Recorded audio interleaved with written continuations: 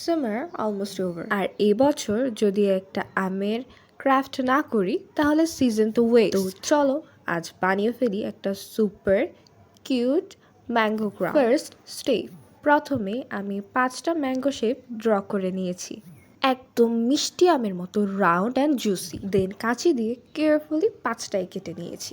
Next step, আমকে একটা royal touch দেওয়ার জন্য আমি আমের বোটা তৈরি করব ব্রাউন কালারের, যেটা আমকে একটা গর্জিয়াস লুক দিবে।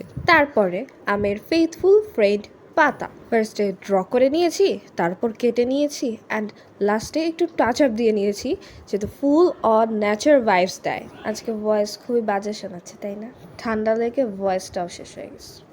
এরপর আম আর বোটার বর্ডার এঁকে নিলাম, যেটা আমার আমটাকে আরও গর্জিয়াস লুক দিল। দেন টাইম ফর অ্যাসেম্বলিং। এরপরে আম, পাতা, বোটা সব একসাথে লাগিয়ে ফেললাম। এখন 24 ইঞ্চির একটা লম্বা গ্রিন কালার আর্ট পেপার নিয়েছি। এরপর এটার মধ্যে এক এক করে আমগুলো সব আঠা দিয়ে লাগিয়ে ফেলেছি। Looks like they are lining up for a group selfie. Mango crown ready.